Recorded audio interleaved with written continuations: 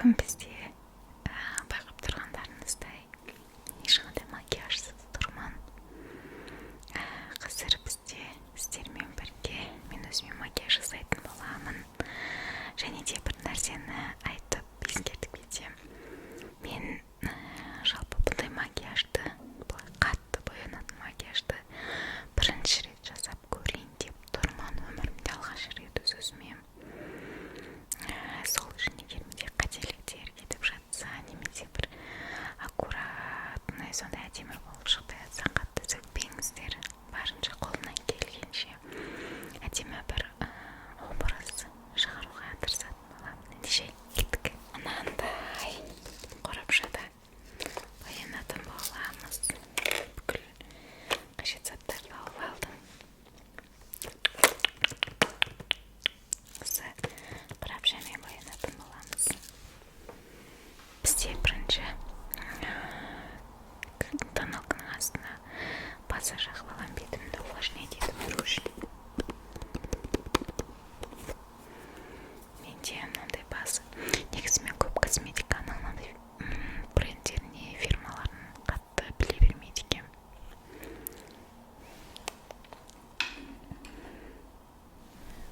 База жағып алатын боламын. Үстіме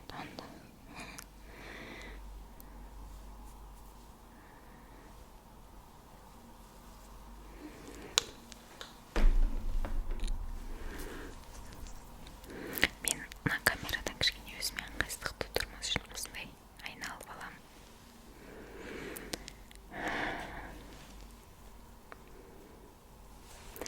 Менде мынандай шекемде скафандр тұрғандықтан мен оның астарын жаққанымды сіздерге көрсетпеймін. Ренжімеңіздер, иә. Келесі мен кушон жағатын боламын. Себебі мен қатты тоналка ұната бермеймін особо. Сол үшін кушон пайдаланатын боламын.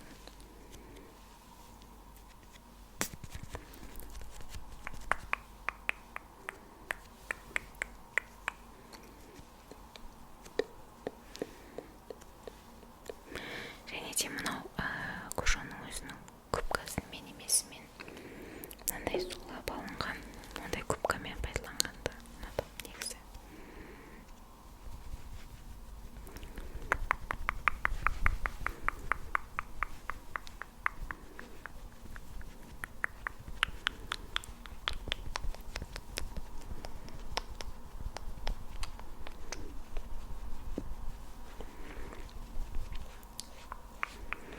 Мен негізі бала кезден бастап қатты бір боянуға қызыққан емеспін.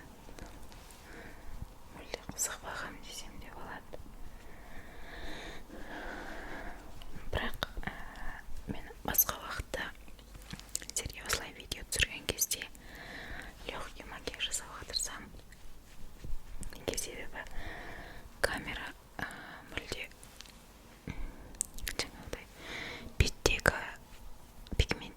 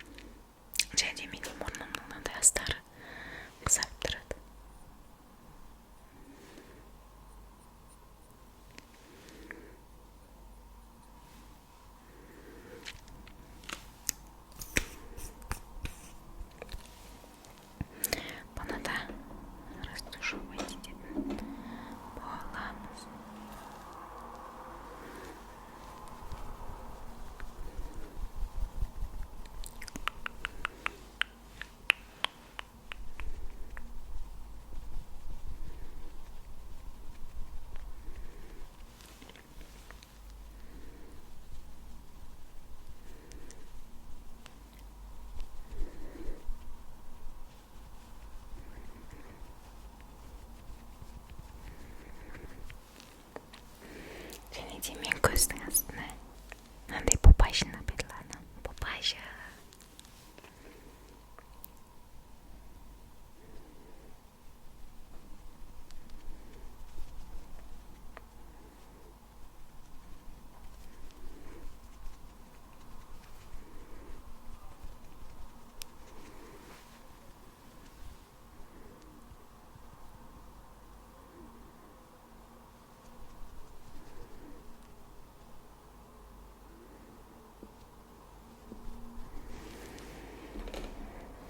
Сосын мынандай үлгенмен айналасына растушевка жасаймын.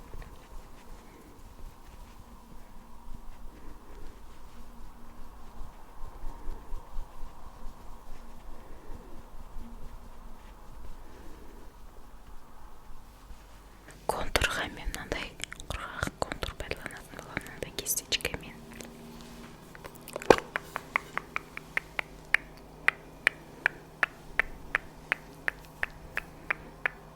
Цвет аламын.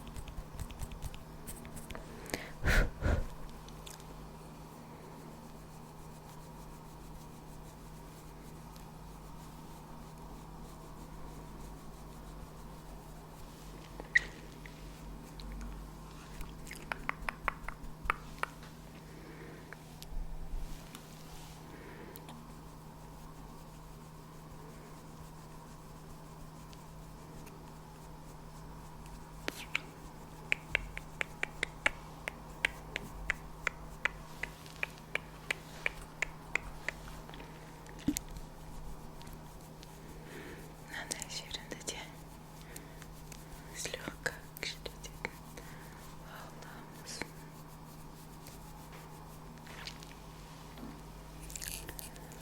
Болды. Келесі бізде қас. Мынандай қас бояйтын. Және де мынандай щеткасымен бояйтын боламын. Мен негізі қас тек дұрыс бояймын. Мойындаймын, дұрыс бояй алмаймын. Бірақ мен өзім негізі қасым әдемі. Мен көбіне негізі вообще қасын боямаймын. Тек қана осылай тарап жүре беремін. Мен екі қасымның байқасаңыздар, екі ұшы екі түрлі қараңыздар. Енді бірдей қылуға тырысамын.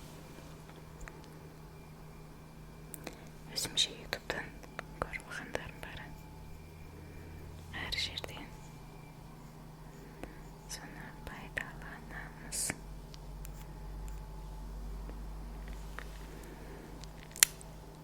Білмеймін, қалай шығады. Егер оншымен шықса, может, өшіріп тастаймын.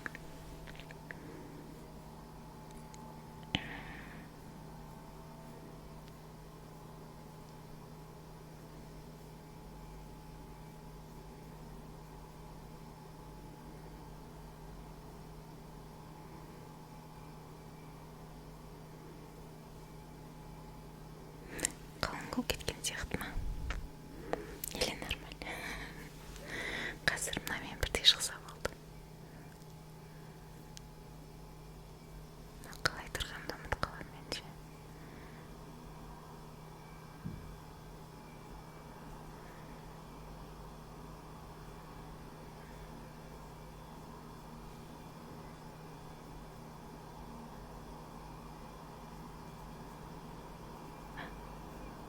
Уже мынаны почти құрттым. Қазір андай растушевка жасаймын. Сол кеште, может, нормально болады.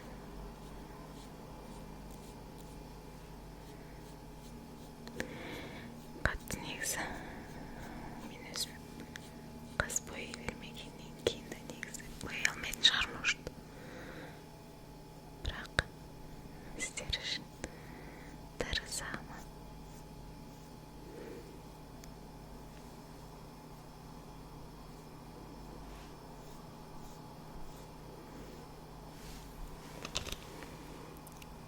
Кішкене жалпақ болып кетті. Қатты қарайып кеттім. Вроде нормально.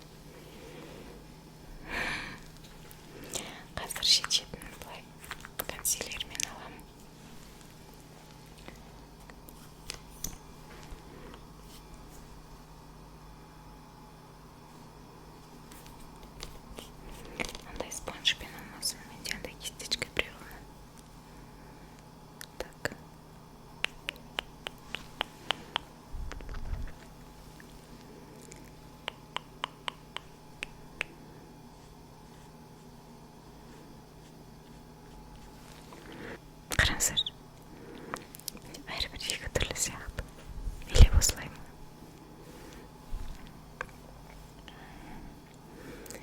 кішкене екі түрлі сияқты, бірақ мен оны түзете алмаймын. Болды. Келесі. Бірінші көзімді бояп алғым келіп тұр, сосын ұрмиян осындай блесктер жағам. Пока қасым болады. Көзімді тендермен бояйтын болам. Білмеймін, бірақ ол қалай шығады.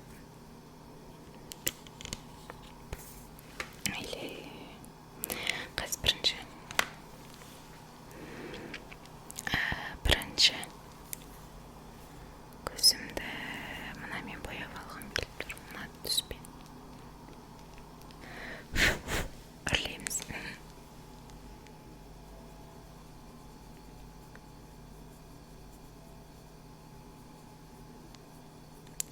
Растушевка етеміз.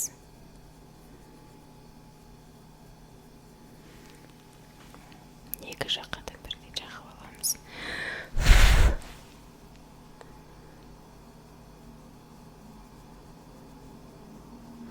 Мына щеткамен қолындағы растушевканы өте жақсы жасайды. Енді қараңыздар, одан да кішкене қоюлау қоңырға бояйтын болам. Мына қоңырға қызғылт қоңыр ма сондай. Бұны мен былай барлық жерін боямаймыз, тек қана мынандай төбе жағын ғана бояйтын боламыз. Растушевка етеміз. Көрдіңіздер ма? Растушевка жақсы жасалу керек. Қазір мен білмей тұрмын, может, повседневке солай жасаймын. Жылтырақтармен, может, жылтырақтармен жасайтын шығармын.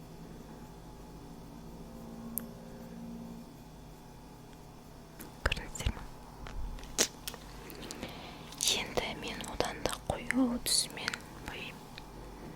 Мына түспен. Бұны мен де тек қана мына жағын бояймын. Астыңғы жағын. Растушевка. Астыңғы жағын төбеге шығармаймыз. Растушевка.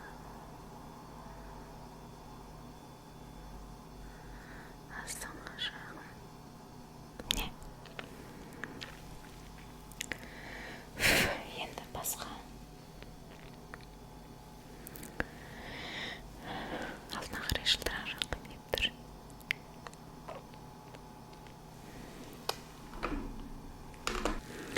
Әуелі мына ақшылмен бояп алғым келіп тұр үстін. Ақшыл қылып. Ой, мынаны алыппын ғой. Айнаны аламын деп.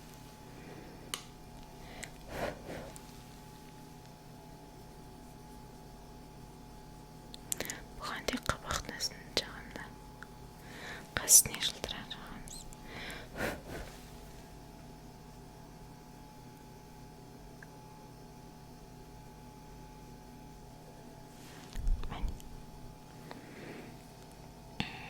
Қазір үстіне мен мынандай жылтырақты қойып көргім келіп тұр.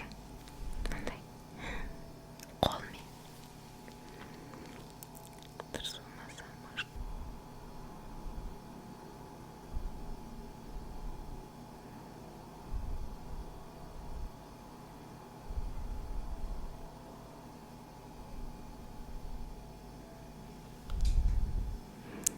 Екінші қолмен растушевка.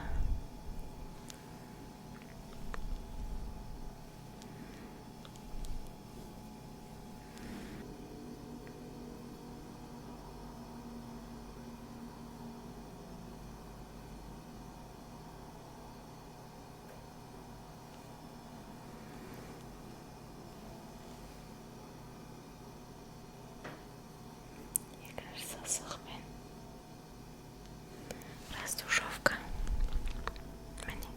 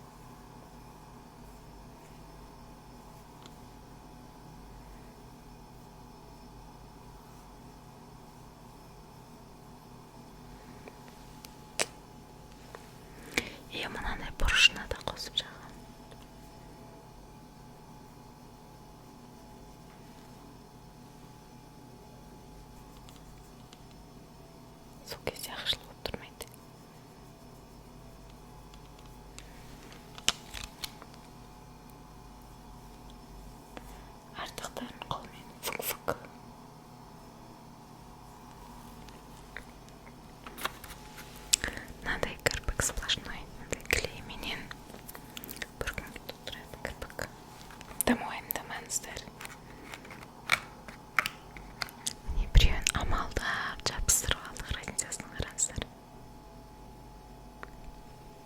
Қазір екіншісін жабыстыратын боламын. Енді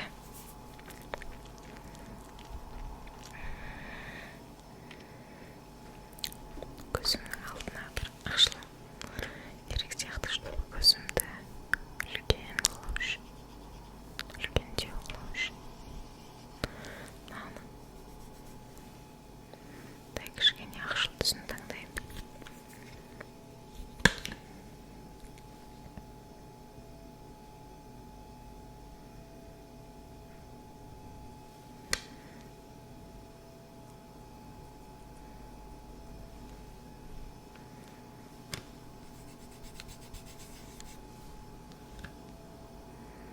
Мен бәрін профессионально қолмен ұрдым ғой. Білмеймін, менде кірпік может дұрыс жабыстырылмай тұр. Дұрыс жабыстырылып тұр. Сөге көрмеңіздер. Менде тағы не қалды? Румяна жаққым келіп тұрған жоқ, контурдың бетім нормальный сияқты. Енді менде ерін қалды. Помада пайдаланам, блестящий.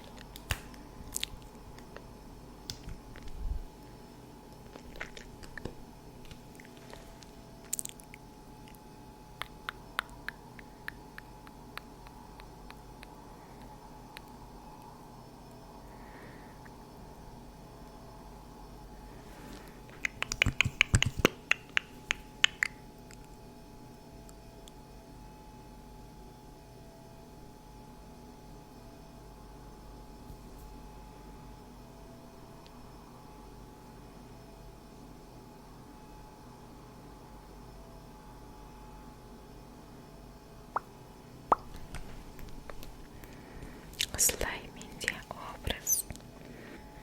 Вот осылай менде образ дайын болды.